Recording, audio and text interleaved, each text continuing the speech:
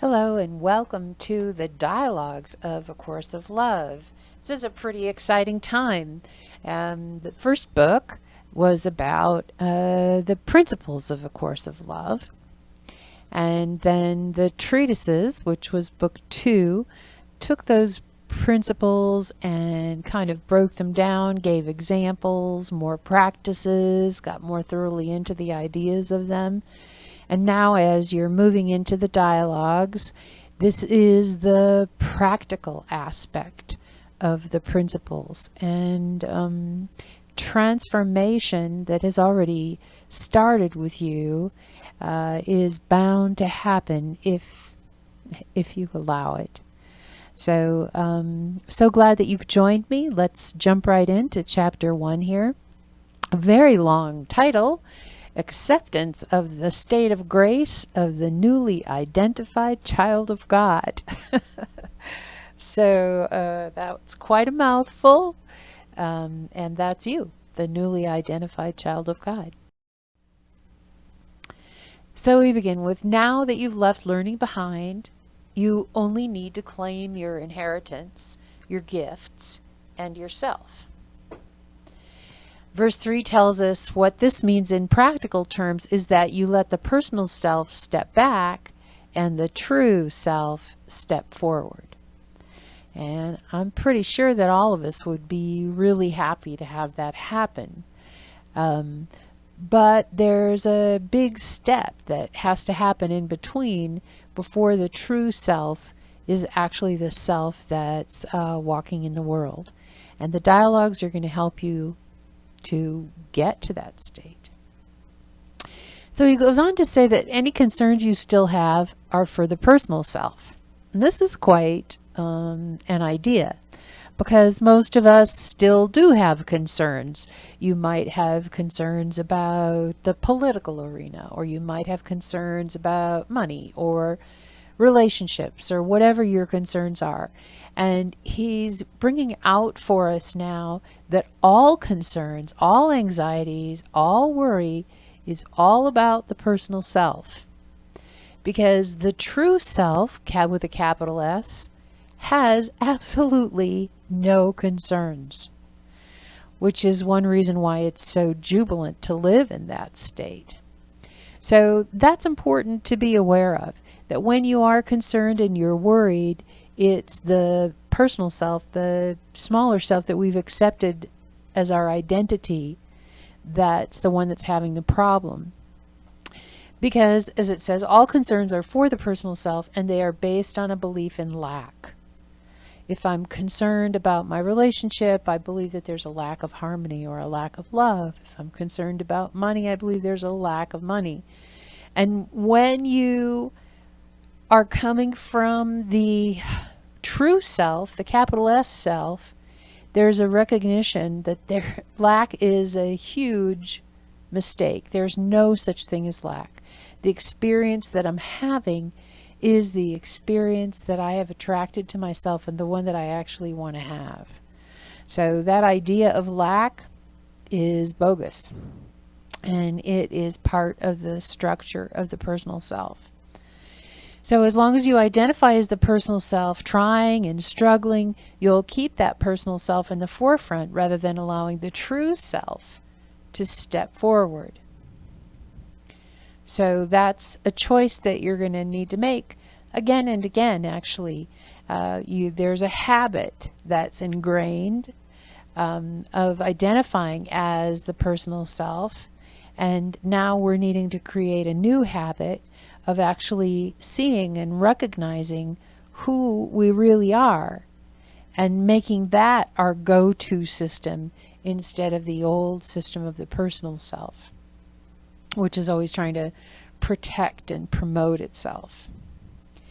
Trust that you've already been prepared. You don't have to prepare for this. You've been prepared. You are already accomplished. There's nothing that you need to struggle or try to do to be worthy or to get it or to learn it. Your job now is to discover who you are and who you are not. So this is really recognizing that there is this personal self that you've been identifying as, and that who you actually are is something else. You're not that personal self that has a history and lives in a body and has experiences that come and go and is limited. That's not who you've ever been. And the dialogues are here to point the way to your recognition of that, your actual seeing it, not a belief system, but the experience of discovering that that's true. It's pretty exciting. Your heart already knows the truth. I mean, you really know. That's why your heart has been able to guide you this far, because there's a longing in it to come back to truth, to come back to where you really belong. It's your mind's acceptance of the truth that's needed now. And when mind and heart accept the truth together, the heart is freed. But without the mind's acceptance, the elevation of the personal self won't happen, and because the personal self will still struggle. So this is the task here, that the mind needs to accept that this is true. And how does the mind accept anything? It accepts it through seeing that it's true. I don't have to be convinced that there's grass outside my house, because I've experienced it. I've seen the grass. I've mowed the grass. I'm familiar with grass. There's a knowing that there's grass out there. It's not a belief. It's a knowing. So that's what these dialogues are designed to do, is to take you unto the realm of experiencing your true identity beyond the whole belief system. Verse 8 tells us this is the final surrender, the surrender of the control of the personal self. And this is not something to be scoffed at, because we've identified so long as being this separate identity that recognizing that we're not, or even entertaining the concept that you're something other than that separate identity, it's pushing the envelope a little bit, but that's what we're here to do. So this does not mean that you work hard to turn the personal self into a really good person. That approach is just going to get in the way. This is not about using the techniques that you've used your whole life to deal with things and make things better. Applying the mind for how to solve the problem. Not going to work here. You've given a great deal of energy already in trying to perfect the personal self. Give up any effort to make the personal self better and surrender to what is. You don't need improvement. How about that? That statement actually says a lot. Surrender to what is.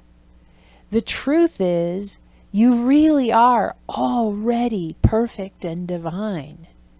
You really are already limitless. And in order to know that yourself and have the experience of that, you have to give up the identity as the personal self. That's where the surrender comes in. Verse 9 tells us, you are not called to selflessness, but to self. Now, this doesn't mean you become a narcissist.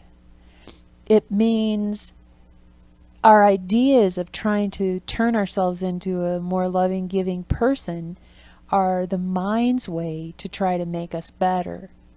And in actuality, you're already accomplished. You're already exactly who you need to be.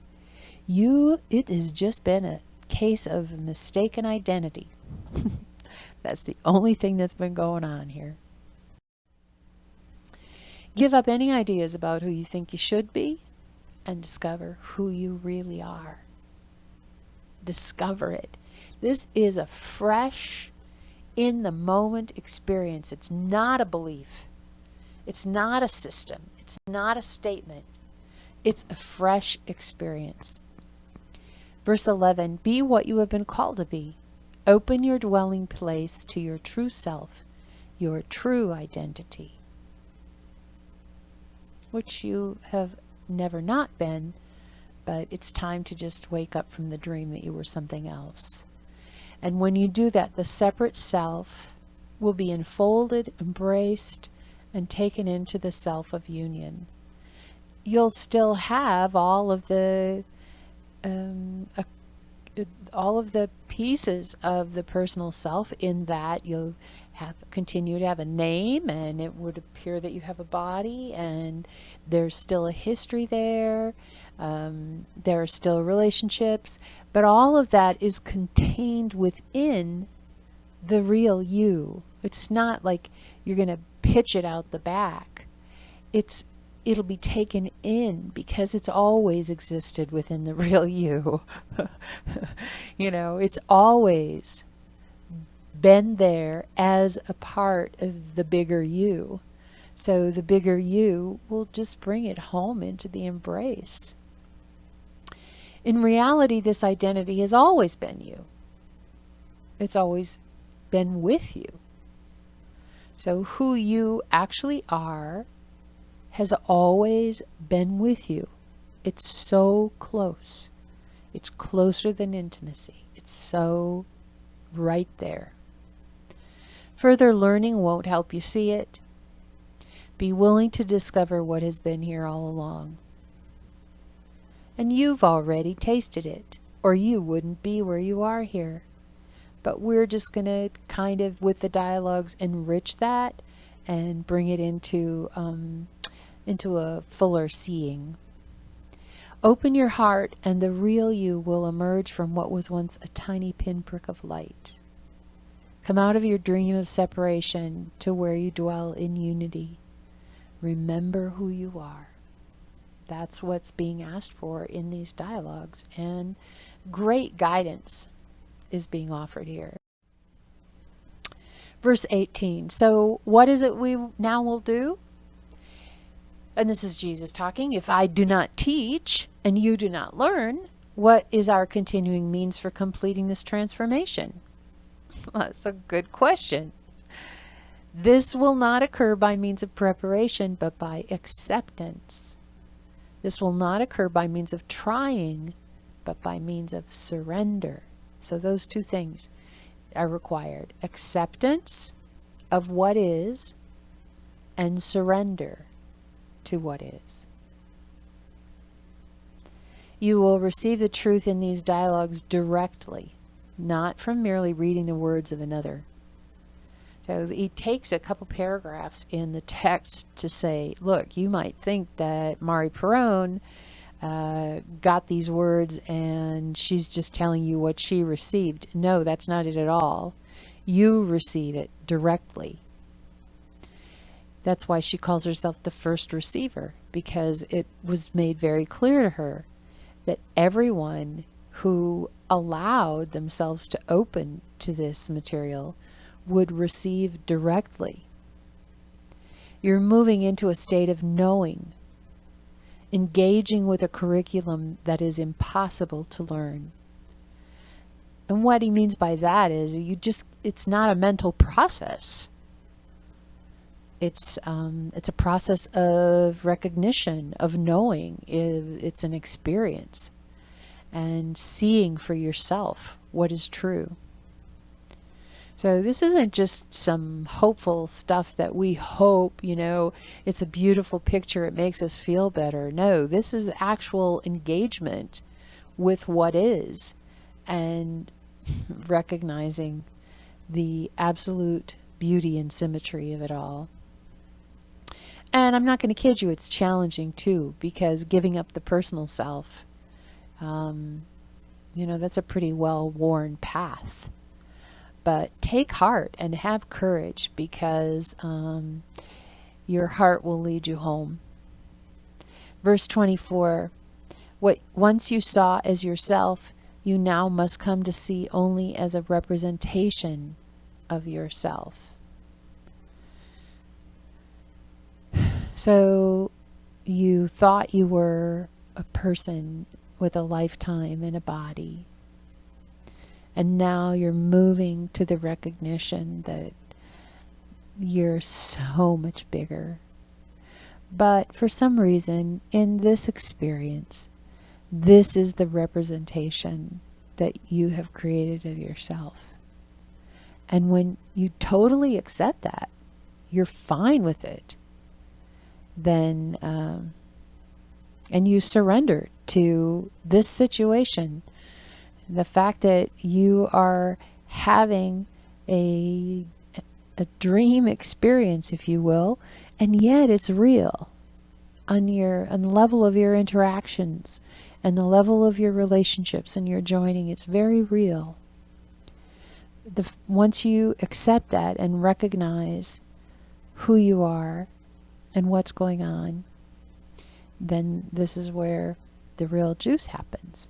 And continuing with this verse, you are everything and everyone. There it is, the secret's out. You are everything and everyone. And you're going to get the experience of that. That's not just a philosophy. That's not just a pie in the sky, gee, wouldn't it be nice, or some great ideal. It's actually the truth. All that you see is you. You stand not separate and apart from anything. So there's a big recognition right there. You are everything and everyone. Everything that you see, everything that you experience, everything that comes across your screen is you. It's all a reflection of you. It's all made out of you. And as you learn to see that and accept it, there is great freedom and joy in that. But anyway, we've reached the end of chapter 1 in the dialogues. I want to thank you for joining me and promise you that every chapter that comes will give deeper and deeper instruction for you yourself to have the experience of seeing who you are. Thanks.